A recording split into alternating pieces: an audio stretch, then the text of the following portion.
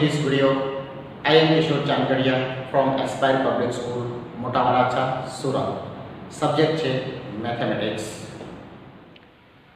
નમસ્કાર વિદ્યાર્થી મિત્રો, આજે આપણે ચેપ્ટર 14 આંકડાશાસ્ત્ર જે છે એમાંનો video lecture number 5. Video lecture number 5ની અંદર આપણે 4 સુધી વિડિયો લેક્ચર નંબર 4માં 1 થી તે 2 દાખલા આપણે ગણેલા હતા અને હવે આ વિડિયો લેક્ચર નંબર 5ની અંદર આપણે દાખલા નંબર 3 થી શરૂઆત કરશું, જે સ્વાધ્યાય 14.2 નો ત્રીજો દાખલો છે. અહીંયા 14.2 ની તમે જે ત્રીજો દાખલો છે તેની રકમ જુઓ તો આ એમની રકમ છે.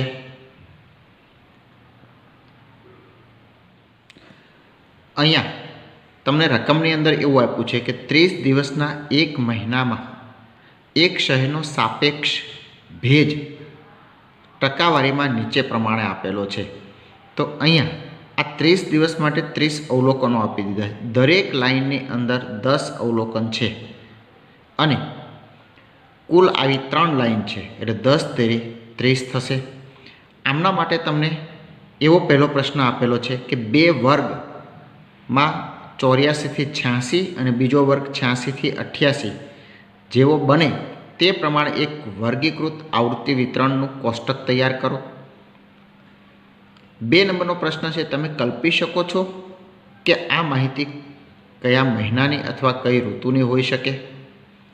આ માહિતીનો વિસ્તાર કેટલો છે તે શોધવાનું છે.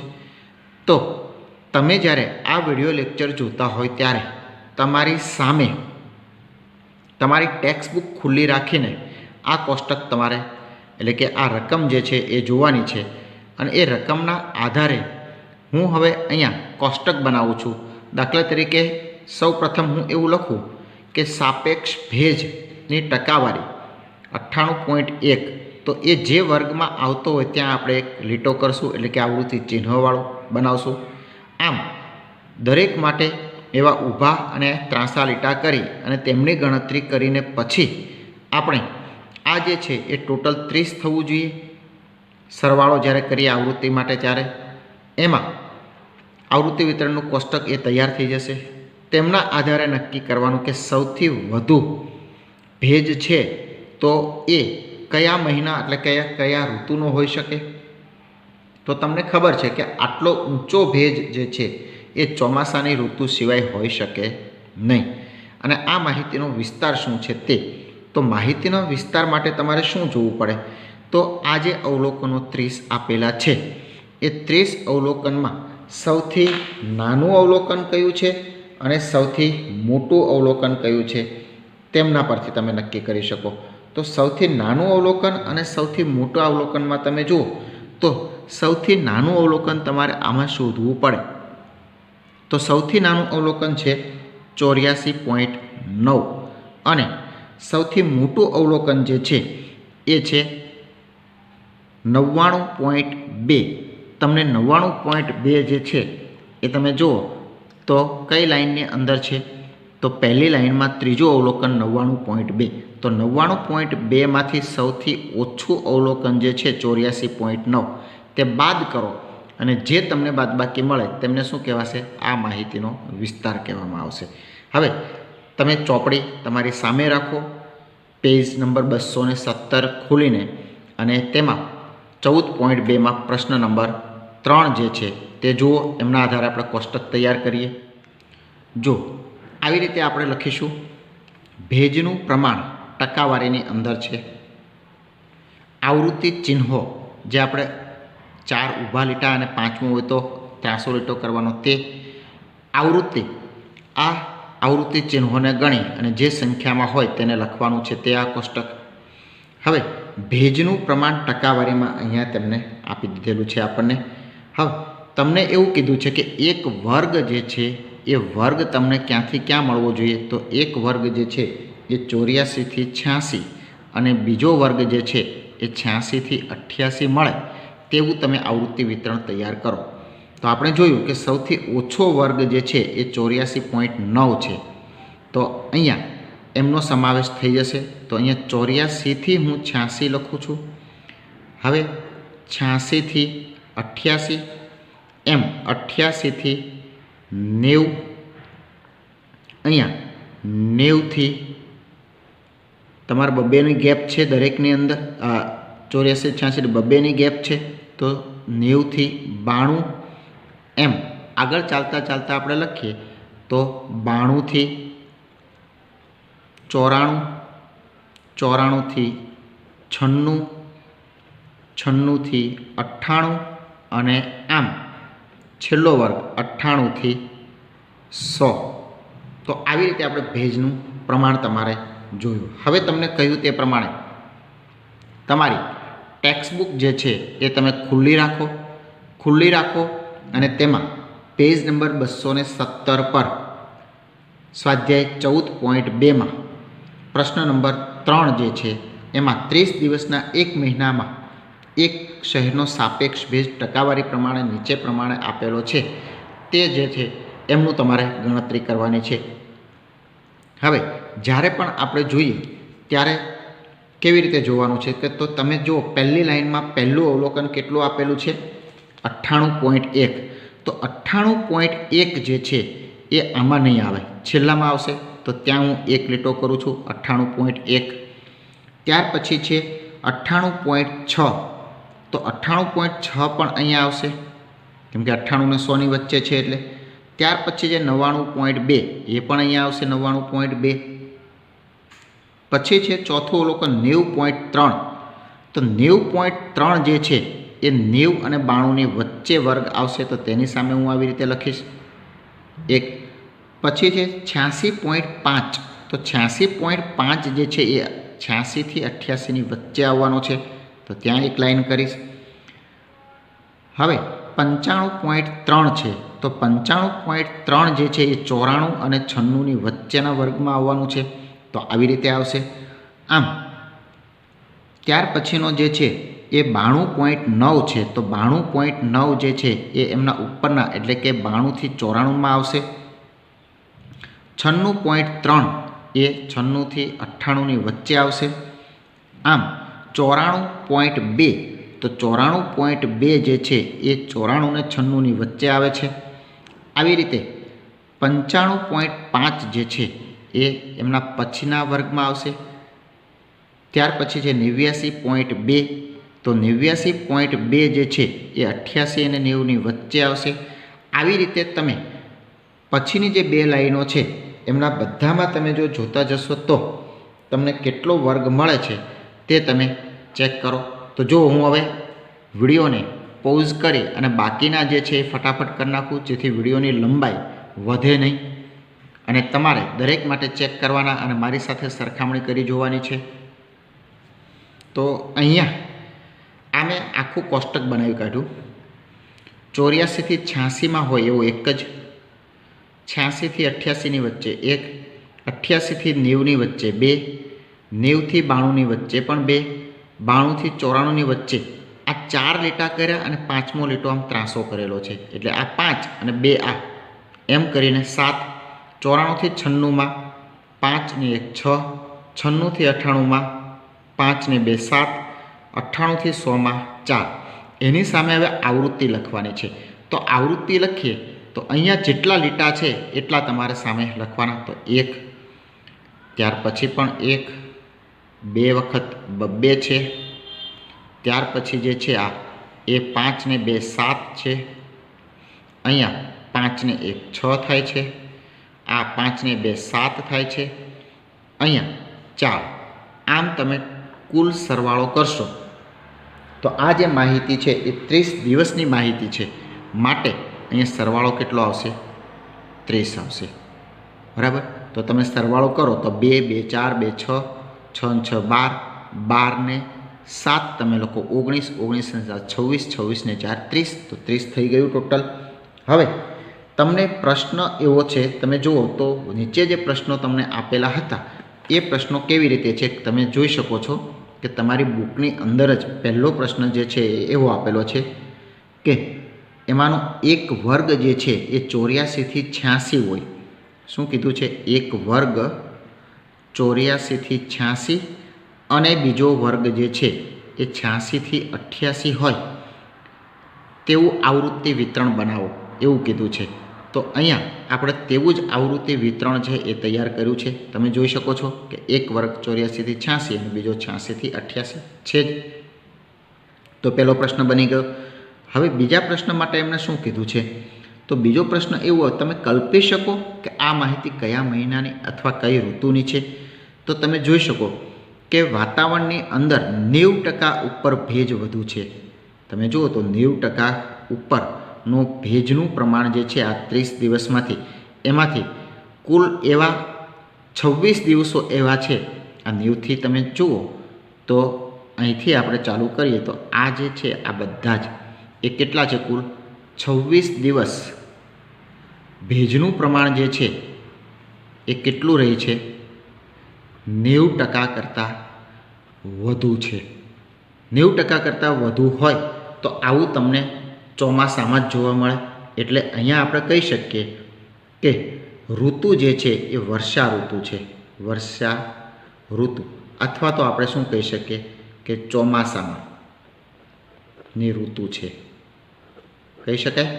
કેમ કે 26 દિવસ, 30 દિવસમાંથી 26 દિવસ તો ભેજનું પ્રમાણ સૌથી વધુ એટલે કે 90% ઉપર છે. આથી આને શું કહી શકીએ આપણે? વર્ષા ઋતુ છે તેવું કહી શકાય. ત્રીજો પ્રશ્ન તમને એવો આપેલો છે, તમે જુઓ, આ માહિતીનો વિસ્તાર શું થાય? તો વિસ્તાર શોધવા માટે તમારે સૂત્ર શું છે કે સૌથી મોટું અવલોકન માઇનસ સૌથી નાનું અવલોકન, આવું છે.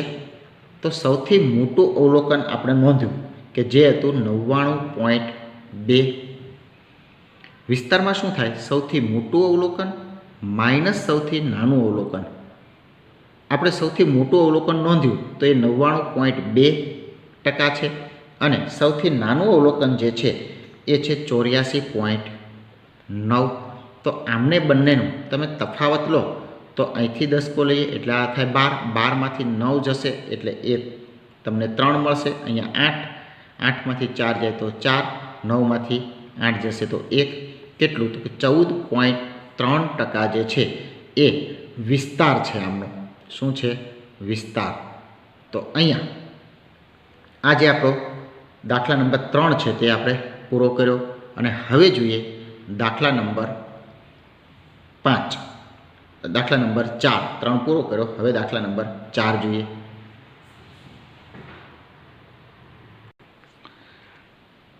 અહીંયા તમને દાખલા નંબર 4ની રકમ આપી દીધી છે કે 50 વિદ્યાર્થીઓની પૂર્ણાંક સંખ્યામાં સેન્ટીમીટરમાં ઊંચાઈ માપવામાં આવી છે.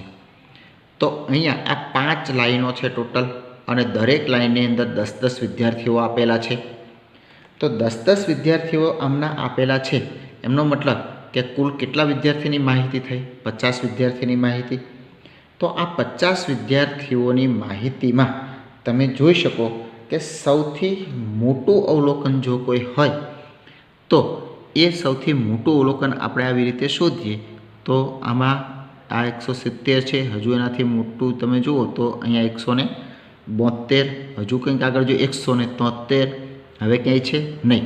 તો સૌથી મોટું અવલોકન 173 છે અને સૌથી નાનું અવલોકન જોઈએ તો 0 વાળું આ એક જ દેખાય છે આપણને 150. તો આમનો વિસ્તાર જે છે 173માંથી 150 તમે બાદ કરો એટલે 23 જે મળે એ આમનો વિસ્તાર મળશે આપણને. પરંતુ અહીંયા આપણે આવૃત્તિ વિતરણ તૈયાર કરવાનું છે. જોઈએ કે આમના માટે આપણને શું પ્રશ્નો માગેલા છે. તો જો પેજ ફેરવું છું તો અહીંયા તમને પહેલો પ્રશ્ન એવો આપેલો છે કે ઉપયુક્ત માહિતીનો એક વર્ગ જે છે એ કેટલો રહેવો જોઈએ? તો એમને એવો વર્ગ કે છે 160થી 165 અને 165થી 170, આમ આવા વર્ગ હોવા જોઈએ.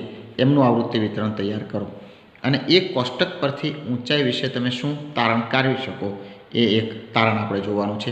ચલો હવે હું આવૃત્તિ વિતરણ માટેનું કોષ્ટક તૈયાર કરું છું અને તમે તમારી ચોપડીનું પેજ નંબર 217 ખુલ્લું રાખશો. જો અહીંયા આપણે દાખલા નંબર 4નું જે ઊંચાઈ છે એમના આપણે આવૃત્તિ વિતરણ તૈયાર કરીએ છીએ. આ આવૃત્તિ ચિહ્નોનું છે અને આ તેમની આવૃત્તિ છે.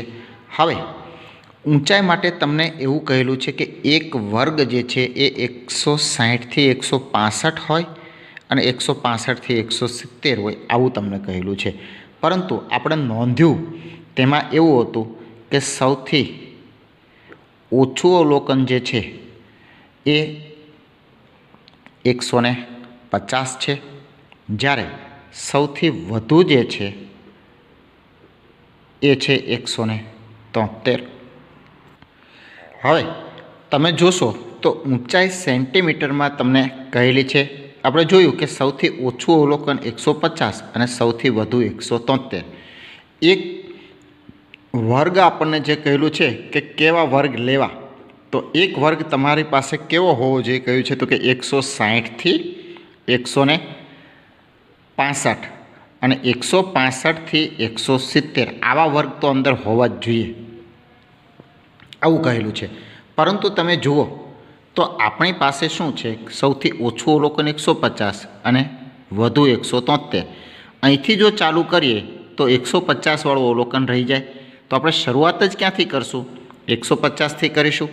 તો જો હું 150 પહેલું લઉં અધઃસીમા, તો ઉધ્વસીમા કેટલું લેવાય? તો તમે જુઓ તો આમની વર્ગ લંબાઈ જે છે, વર્ગ લંબાઈ એટલે કે આમનો તફાવત 165માંથી 160 જાય તો 5, 170માંથી 165 જાય તો પણ 5, એટલે વર્ગ લંબાઈ તમને કેટલી આપી છે? 5. તો અહીંયા 5 5ની ગણતરી કરીએ તો 150થી 155 લખાશે, 155થી 160 લખાય, 160થી 165, તો એક વર્ગ આવી ગયો. તેવી રીતે 165થી 170, તો બીજો વર્ગ જે કહેલો હતો તે પણ આવી ગયો. અને 170થી લઈને 175 તમે લો, હવે નહીં લેવાય. શું કામ? તો કે 173 એ છેલ્લું અવલોકન છે, એટલે લેવાની તમારે જરૂર નથી. હવે તમે તમારી ચોપડી ખોલો, ચોથો દાખલો જુઓ, 50 વિદ્યાર્થીવાળો. તો એમાં પહેલી લાઇનમાં પહેલું અવલોકન 161 આપેલું છે. તો 161 જે છે તે 160 અને 165ની સામે જ આવશે, તો ત્યાં હું એક લીટો કરીશ. બીજું 150 છે, તો 150 છે એ પહેલાંમાં આવશે. 154, તો 150થી 155ની વચ્ચે આવશે 154. 165, તો 160 અને 165માં નહીં પણ એમના કરતાં વધારે, કેમ કે આપણે આગળ સમજાવ્યું તેમ કે 165 અહીંયા એન્ડ પોઈન્ટ આવે છે, તો એમાં તમારે નહીં લેવાય. જે 165થી ચાલુ થાય છે ત્યાંથી લેવાનું, એટલે 165થી 170ના વર્ગમાં 165 આવશે. ત્યાર પછી 168 જે આમાં જ આવશે. ત્યાર પછી આવે છે 161, તો 161 જે છે એ 160થી 165માં આવવાનું છે. 154 એ અહીંયા આવે છે. 162 એ 160થી 165માં આવે છે. 162, 150 તો એ ફરી પાછું ઉપર જશે 150. 151 તો એ પણ 150થી 155ની વચ્ચે, એટલે 4 લીટા તો થઈ ગયા છે ઓલરેડી. તો 5મો લીટો આવી રીતે ત્રાસો કરશું. હવે આવે છે 162, તો એ આમાં આવશે 162. પછી આવશે 164, તો અહીંયા પાછું આમ ત્રાસો લીટો કરશું. આવી રીતે હું આ બધાનું તમને હમણાં વિડીયો પોઝ કરીને લખી કાઢું છું, પરંતુ તમારે એમની સાથે મેચ કરી અને તમારું અલગથી તમારે આવૃત્તિ વિતરણ બનાવવા છું. ક્યાં ભૂલ છે તમે ચેક કરો, કોઈ રહી નથી જતું ને તે ખાસ જોવાનું છે. પોઝ કરીને બાકીના લખું છું. જો તો મેં આવી રીતે આ તૈયાર કરી દીધું છે, તમે જોઈ શકો છો. શું તૈયાર કર્યું તમે જુઓ તો અહીંયા આ જુઓ તો કેવી રીતે આપેલું છે.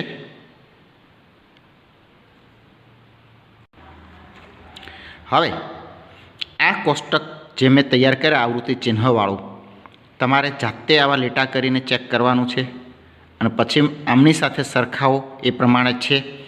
તો હવે આવૃત્તિ જ્યારે લખીએ ત્યારે શું લખાશે? આ જે છે એ 5નું જોડકી છે, આ પણ 5નું જોડકું અને આ 2, તો 5, 5 10 ને 2 12, તો એમની સામે આપણે લખીશું 12. આ 5 અને આ 4 એટલે એ થશે 9. 5 5 10, 10 ને 4 14, 5 5 10 અને આ પાછું 5, આમ થશે ટોટલ. તો હવે આમનો તમે સરવાળો કરો તો કેટલો થવો જોઈએ? તો કે 50 વિદ્યાર્થીઓ માટેની ઊંચાઈ હતી એટલે 50 થવું જોઈએ. તમે જુઓ 12 ને 9 તમે જુઓ તો 21, 21 ને 14 કરો તો 35, 35 ને 10 45 ને 5 50 થઈ ગયું. તમને એવું કહી લઉં તો હવે તમે પેજ ફેરવો તો 2 પ્રશ્નો તમને પૂછેલા છે. 2 પ્રશ્નોમાંથી પહેલો પ્રશ્ન તો અહીંયા સોલ્વ થઈ ગયો. આપણે આ પહેલો પ્રશ્ન બની ગયો કે વર્ગ 160 થી 165 અને 165 થી 170 હોય તેવું આવૃત્તિ વિતરણ આપણે રજૂ કરી દીધું. હવે બીજો પ્રશ્ન એવો છે એમનો, બીજો પ્રશ્ન એવો પૂછો છે કે ઉપરના કોષ્ટક પરથી ઊંચાઈ વિશે તમે શું કહી શકો? તો ઊંચાઈ વિશે એ કહેવું છે મારે. અહીંથી હું 2 ભાગ પાડું તો આ જે 15 વિદ્યાર્થીઓ છે એમની ઊંચાઈ બહુ સારી એવી છે, એટલે 165 થી 175ની વચ્ચે છે. તો અહીંયા આપણે લખીએ કે 15 વિદ્યાર્થીઓની ઊંચાઈ કેટલી છે? તો કે 165 સેન્ટીમીટર કરતાં વધુ છે. એક આ માહિતી આપણે આપી. આ સિવાય બીજું શું કહી શકાય? તો આ સિવાય એવું કહી શકાય કે ઉપર જે વિદ્યાર્થીઓ વધ્યા છે, આ નીચેના 15 છે તો ઉપર કેટલા વધ્યા? 35. હવે આમને તમે જુઓ તો 50 વિદ્યાર્થી છે, એમાંથી 35 વિદ્યાર્થી તો એવા છે કે જેની ઊંચાઈ 165 સેન્ટીમીટર કરતાં નીચે છે. તો બીજો જવાબ આનો આવો લખી શકાય આપણે કે 50% કરતાં વધુ વિદ્યાર્થીઓની ઊંચાઈ જે છે એ કેટલી છે? 165 સેન્ટીમીટર કરતાં ઓછી છે. કેવી છે? ઓછી છે. તો આવા આપણે 2 તારણો કાઢી શકીએ આના પરથી. અહીંયા આ પ્રશ્ન જે છે આપણો ચોથો પ્રશ્ન તે આપણે પૂરો કરીએ છીએ અને ત્યાર પછી આપણે જોઈશું પ્રશ્ન નંબર 5. તો અહીંયા આ 5મો દાખલો છે આપણો કે કોઈ એક શહેરના વાતાવરણમાં સલ્ફર ડાયોક્સાઇડની સાંદ્રતા પીપીએમમાં આપેલ પાર્ટ્સ પર મિલિયન. મિલિયન એટલે કેટલું? તો 1 લાખ. બિલિયન એટલે 10 લાખ. તો 1 લાખ પાર્ટ્સ એટલે કે નાના રજકણો, 1 લાખ રજકણોની અંદર કેટલા રજકણો એવા છે કે સલ્ફર ડાયોક્સાઇડની હવાના હોય? આવી માપણી કરવાની છે. તો એ શોધવા માટેનો અભ્યાસ કરવામાં આવ્યો અને એ 30 દિવસ સુધી સતત અભ્યાસ કર્યો. 30 દિવસના અભ્યાસ દરમિયાન તેમણે નોંધેલી માહિતી 0.03, 0.08, 0.08 આમ કરતાં છેલ્લે 30મું દિવસનું અવલોકન 0.04 મળ્યું તમને પીપીએમ. તો કહ્યું છે કે માહિતીને 0.00 થી 0.004 અને 0.004 થી 0.008 સુધીનો વર્ગ લઈને તમારે આવૃત્તિ વિતરણ તૈયાર કરવું છે. કેટલા દિવસ સલ્ફર ડાયોક્સાઇડની સાંદ્રતા 0.11 પીપીએમ કરતાં વધુ છે? આ 2 પ્રશ્નોનો જવાબ તમારે આપવાના છે. જોઈએ આમનું આવૃત્તિ વિતરણ માટેનું કોષ્ટક તૈયાર કરું છું હું.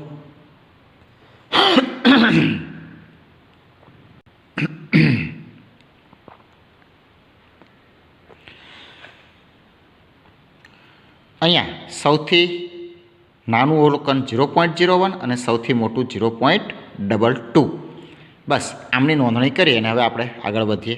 જુઓ આ જે છે SO2 વાયુની, SO2 એટલે વિજ્ઞાનની અંદર આવો સંકેત છે.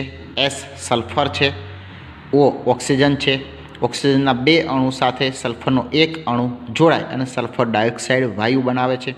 એ ખૂબ જ ઝેરી છે. ખૂબ ઝેરી મતલબમાં એસિડિક છે. જો તમારા શ્વાસની અંદર જાય તો એમના ભેજ સાથે સંયોજાય, શ્વાસમાં ભેજ હોય જ, એ ભેજ સાથે સંયોજાઈને એક સલ્ફ્યુરિક એસિડ બનાવે છે જે તમારા ગળામાં અને નાકમાં ચચડાટી ઊભી કરે. ચચડાટી એટલે કે તમને બળતરા ઊભી થાય છે.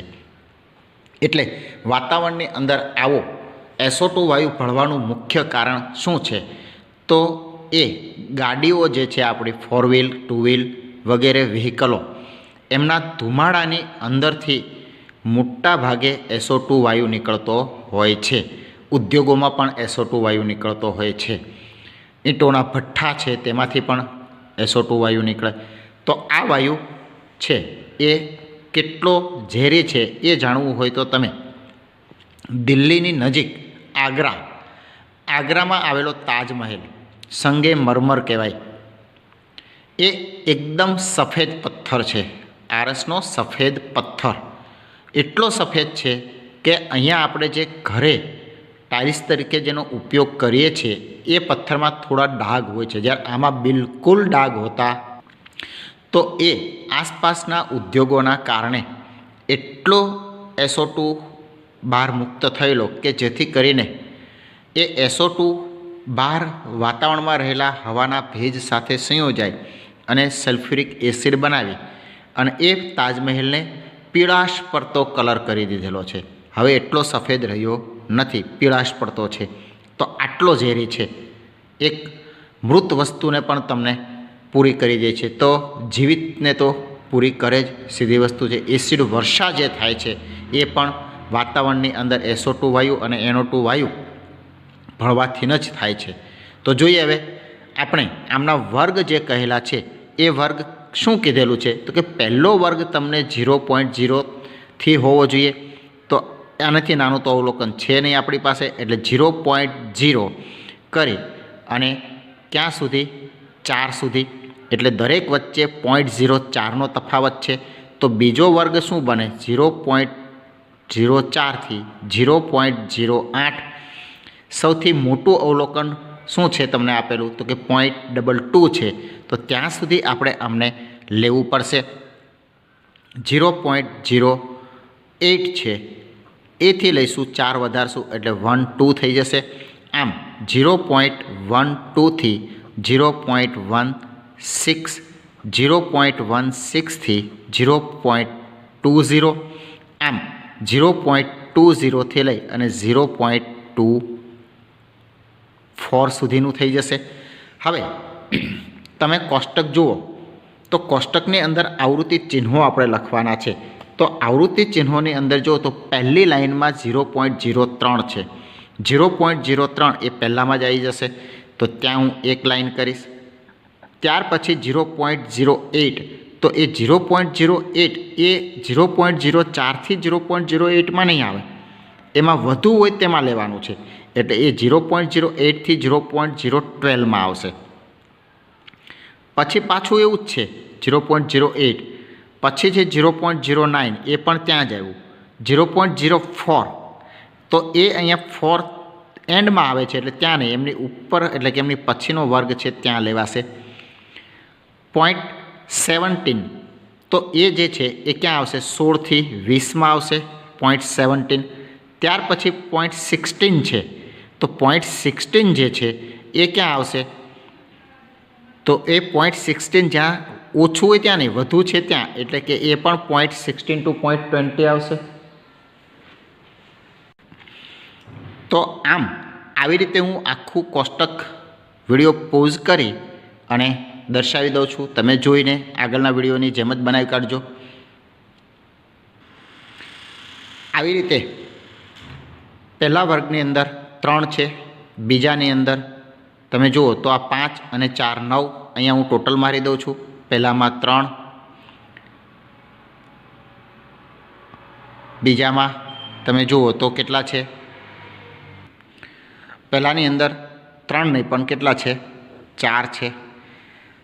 5 અને 4 9, અહીંયા પણ નીચે 9, આ 2, 4 અને આ 2. હવે આમનો આપણે સરવાળો કરીએ તો 9 9 18, 18 ને 2 20, 20 ને 4 24, 4 28 ને 2 30. તો 30 દિવસનું જે અવલોકન તે લોકોએ માંગતા હતા તે અહીંયા આપણે લઈ લીધું. હવે પહેલો પ્રશ્ન એવો હતો કે એક વર્ગ તમારે 0.0થી લઈને 0.04 સુધીનો કરવાનો છે, જે આપણે એક વર્ગ આવી ગયો છે. બીજા પ્રશ્નની અંદર એવું પૂછેલું છે કે કયા દિવસોમાં 0.011 ppmથી ઓછું પ્રદૂષણ છે, તો ઓછું પ્રદૂષણ આપણે લખીએ તો 0.11થી, તો 0.11થી ઓછું તમારે લેવું હોય તો અહીંયા 12 છે એની વચ્ચે છે, તો ક્યાં, તો આટલા દિવસો જે છે એ તમે 9 દુ 18, 9 9 18, 18 ને 4 22 દિવસ, 22 દિવસ એવું છે કે 0.11થી ઓછું છે. જ્યારે હવે આ વધ્યા એ કેટલા થયા, તો કે આ જે છે એ 8 દિવસ, તો 8 દિવસ જે છે એમાં શું છે, આ વધુ છે, એટલે કે 0.11 ppmથી ઓછું પ્રદૂષણ જે છે એવા કેટલા દિવસ છે, 22 દિવસ છે. અને 0.11 ppmથી વધુ હોય તેવા દિવસો જો લઈએ તો એ દિવસો કેટલા છે, કુલ 8 દિવસ છે. આપણે ગણી લીધું અહીંયા 8 દિવસ. તો પાછલા આ 8 દિવસ છે એ આપણા માટે ખૂબ જ જોખમકારક છે તેવું કહી શકાય.